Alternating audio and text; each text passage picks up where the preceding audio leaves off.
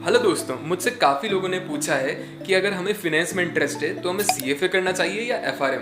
तो आज इस वीडियो में मैं इन्हीं दोनों कोर्सेज़ को डिटेल में कंपेयर करने वाला हूँ।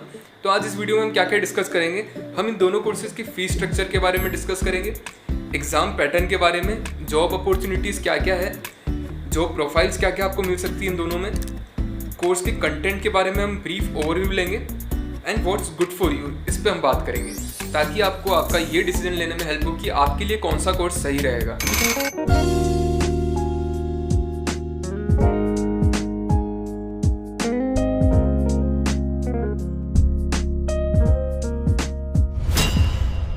सीएफए कोर्स जो है वो ऑर्गेनाइज करवाता है CFA institute and FRM course जो है वो ऑर्गेनाइज करवाता है जीएआरपी यानी global association of risk professionals. दोनों ही इंस्टीट्यूट यूएसए बेस्ड है। अब थोड़ी डेटा पे बात करते हैं कि कितने चार्टर होल्डर्स है सीएफए के और कितने चार्टर होल्डर्स है एफआरएम के। तो total number of charter holder जो सीएफए के हैं वो है अराउंड 1,50,000 और जो एफआरएम के हैं वो है अराउंड 50,000। तो आप देख सकते हैं 1/3 चार्टर होल्डर्स है एफआरएम के। अब बात करते हैं कितने कैंडिडेट्स सीएफए एग्जाम को एक बार में देते हैं। तीनों लेवल के मिला के मैं आपको बता रहा हूँ, वो फिगर है 1,50,000 प्लस। लेकिन दिसंबर अटैम्प्ट के लिए, दिसंबर 2020 अटैम्प्ट के लिए ये फिगर है 2,50,000 प्लस, क्योंकि दिसंबर अटैम्प्ट में जून अटैम्प्ट भी मर्ज हुआ है, सो ये फिगर थोड़ा ज़्यादा है। यहाँ पे बात करें एफआरएम कैंडिडेट्स कितने होते हैं, तो वो है 70,000 प्लस। तो यहाँ पे ऑलमोस्ट आधे कैंडिडेट्स होते हैं। लेकिन एफआरएम के अंदर कैंडिडेट्स के नंबर 13% से ग्रो हो रहे हैं फ्रॉम 2010 ऑनवर्ड्स। तो ये काफ़ी ग्रोइंग कोर्सेज है दोनों ही ग्लोबली। अब देखते हैं क्या की डिफरेंसेस है सीएफए और एफआरएम कोर्स में। सीएफए कोर्स एक जेनरिक कोर्स है जिसमें फिनेंस के बहुत सारे ब्रॉड एरियाज को कवर किया जाता है, जैसे डेरिवेटिव, इक्विटी या फिर अल्टरनेटिव इन्वेस्टमेंट्स, बिहेवियरल फाइनेंस। इसके अलावा इसमें इकोनॉमिक्स और एथिक्स पे भी काफ़ी फोकस किया जाता है। अब बात करें अगर एफआरएम की, तो एफआरएम का फोकस है रिस्क मैनेजमेंट पे। आप जब एफआरएम पढ़ते हैं तो you get a lot of knowledge about risk management. It's like we can say inch wide and a mile depth in risk management. तो यहाँ पे आपको रिस्क मैनेजमेंट में ब्रॉडली अलग अलग एरियाज को कवर करने को मिलेगा। ऐसा नहीं है कि सीएफए में रिस्क मैनेजमेंट कवर नहीं होता है, सीएफए में वो भी कवर होता है, लेकिन इससे ज़्यादा ब्रॉड अगर रिस्क मैनेजमेंट कवर होता है तो वो एफआरएम में होता है। अब हेड टू हेड कंपेरिजन करते हैं सीएफए और एफआरएम का। सीएफए के अंदर 3 लेवल्स होते हैं और एफआरएम के अंदर सिर्फ 2 लेवल्स होते हैं। अब बात करते हैं फ़ी की सीएफए और एफआरएम के अंदर। फ़ी दोनों की ही इस बात पर डिपेंड करती है कि आप कितना जल्दी इन दोनों कोर्सेज में रजिस्टर होते हैं। अगर आप इनमें अर्ली बर्ड में रजिस्टर होते हैं तो दोनों की फ़ी काफ़ी कम लगती है। जितना आप लेट रजिस्टर होंगे, एग्जाम के पास की डेट में रजिस्टर होंगे, तो उतनी ही ज़्यादा फ़ी आपको लगेगी। तो यहाँ अगर अपन देखें सीएफए की फ़ी को, तो $1,100 से $1,700 तक आपको लगेगी। इंडियन रुपये में बात करें तो 80,000 से 1,30,000। ये फ़ी किसकी है? ये तीनों लेवल की इंक्लूडिंग रजिस्ट्रेशन फ़ी जो वन टाइम आपको देनी होती है लेवल 1 के साथ, वो होती है $450 यानी कि 34,000 रुपीज़। इसके ऊपर मैंने डिटेल में कि आपकी सीएफए का फीस स्ट्रक्चर क्या रहता है एक अलग वीडियो बनाया है, उसका लिंक मैं आपको डिस्क्रिप्शन में दे दूंगा, आप वहाँ से उसे देख सकते हैं। अब बात करते हैं एफआरएम की फ़ी की। एफआरएम की फ़ी $1,250 से लेके $1,850 के बीच में रहती है, डिपेंडिंग अपन आप कितना जल्दी रजिस्टर करते हैं इस एग्ज़ाम के लिए। इंडियन रुपये में कन्वर्ट करें तो 94,000 रुपीज़ से लेके 1,40,000 रुपीज़ तक ये फ़ी रह सकती है। और एफआरएम के अंदर ये फ़ी जो मैं बता रहा हूँ ये दोनों लेवल की मिला के बता रहा हूँ, इंक्लूडिंग रजिस्ट्रेशन फ़ी। ओके, अब एग्ज़ाम कब कब होते हैं सीएफए के और एफआरएम के? सीएफए के एग्ज़ाम जो अभी तक होते थे वो जून एंड दिसंबर में होते थे, लेकिन जो लेटेस्ट चेंज हुआ है सीएफए में एग्ज़ाम पैटर्न को लेके वो ये है कि दिसंबर 2020 सीएफए लेवल 1, 2 एंड 3 के लिए आखिरी अटैम्प्ट होगा जो पेपर बेस्ड फॉर्मेट में होगा। इसके बाद ये कंप्यूटर बेस्ड फॉर्मेट में शिफ्ट होने वाले हैं। तो लेवल 1 जो होगा सीएफए का वो साल में 4 बार होगा फ्रॉम 2021 ऑनवर्ड्स। और इसके एग्ज़ाम्स कब कब होंगे?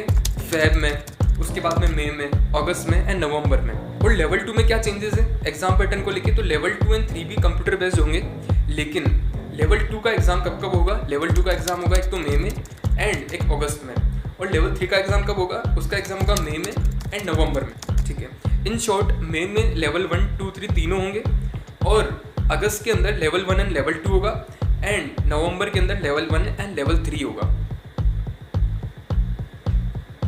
एफआरएम के एग्ज़ाम्स की बात करें तो उसके एग्ज़ाम्स नवंबर एंड मई में होते हैं। यहाँ पे एक चीज़ जो आपको नोटिस करनी चाहिए वो ये है कि FRM के अंदर आप लेवल 1 एंड लेवल 2 दोनों एक ही दिन भी दे सकते हैं। But the thing is that अगर आप लेवल 1 पास नहीं कर पाते हैं तो आपके लेवल 2 के मार्क्स भी वहाँ पे इवेल्युएट नहीं होंगे। तो यहाँ मैं आपको यही एडवाइस करूँगा, अगर आप FRM का लेवल 1 एंड लेवल 2 साथ में दे रहे हैं तो मेक श्योर दैट आप लेवल 1 की तैयारी अच्छे से करें और एटलीस्ट उसे क्लियर कर लें, क्योंकि उसी के बेसिस पे आपका लेवल 2 के मार्क्स इवेल्युएट होने वाले हैं। अच्छा, एक और जो फैक्ट है वो ये है कि CFA के हर लेवल के लिए आपको ऑन एन एवरेज 300 आवर्स की स्टडी चाहिए होती है। FRM में ये आपको 150 आवर्स की चाहिए होती है, लेकिन ये काफ़ी सब्जेक्टिव थिंग है, डिपेंडिंग अपॉन आप किस बैकग्राउंड से हैं, आपका क्या पास्ट नॉलेज है। तो यहाँ पे सिर्फ एक फैक्ट है जो बहुत सारी जगह डिस्कस होता है, बट आई बिलीव दैट ये काफ़ी सब्जेक्टिव चीज़ है। इसके बाद बात करते हैं क्या जॉब अपॉर्चुनिटीज़ होती है जब आप CFA करते हैं और जब आप FRM करते हैं। तो CFA के अंदर आपको जॉब्स जो मिलती है वो investment banking profile, portfolio management या इक्विटी रिसर्च प्रोफाइल में मिलेगी। इन्वेस्टमेंट बैंकिंग में आपको IPO, mergers and acquisition, pitch book बनाना, ये सारी प्रोफाइल्स आपको मिलती है। पोर्टफोलियो मैनेजमेंट में आपको asset management, mutual fund, financial planning, इस टाइप की जॉब्स मिलती है। इक्विटी रिसर्च में आपको अकाउंटिंग, वैल्यूएशन वगैरह की जॉब्स मिलती है। FRM के अंदर अगर मैं बात करूँ, क्योंकि FRM का फोकस एरिया है रिस्क मैनेजमेंट को लेके, और रिस्क मैनेजमेंट में बैंक्स को काफ़ी ज़रूरत होती है FRMs की। तो यहाँ पे बैंक्स में या फिर रिस्क मैनेजमेंट प्रोफाइल्स में आपको जॉब्स मिल सकती है। आपको बैंक्स में क्या जॉब मिल सकती है? असेट लाइबिलिटी मैनेजमेंट या ट्रेजरी में बैंक्स के ट्रेजरी डिपार्टमेंट में आपको जॉब्स मिल सकती है। रिस्क मैनेजमेंट प्रोफाइल्स अगर कहीं पे है तो वहाँ पे रिस्क अप्राइजल और रिस्क असेसमेंट में आपको जॉब्स मिल सकती है। तो एक और चीज़ जो यहाँ पे आपको नोटिस करनी चाहिए वो ये है कि CFA एग्जाम का कोई भी डायरेक्ट कॉम्पिटिटर नहीं है, लेकिन FRM का PRM यानी प्रोफेशनल रिस्क मैनेजमेंट एग्जाम करके है, जो काइंड ऑफ सिमिलर है FRM के। अब बात करते हैं उस चीज़ पे जिसमें आप सभी को ज़्यादा इंटरेस्ट होगा, दैट पास रेट्स क्या है CFA और FRM की।